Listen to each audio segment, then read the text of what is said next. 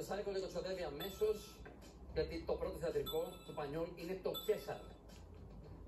Θα γυρίσω.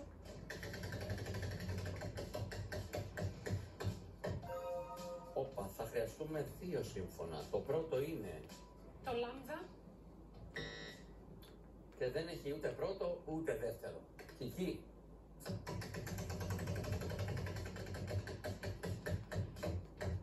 Για 30 ευρώ. Θα πούμε το μη. Πολύ καλά.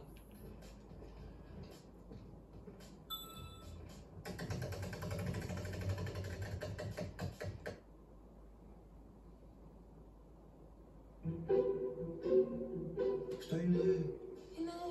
Θα απενεργοποιήσουμε το μηχανισμό. Ξέρεις να απενεργοποιήσουμε, μου πες.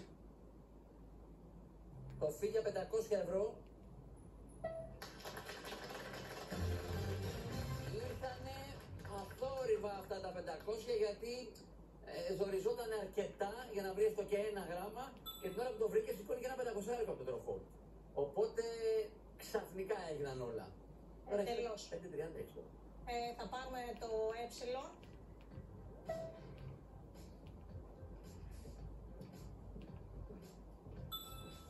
Θα πάρουμε και το όμικρο.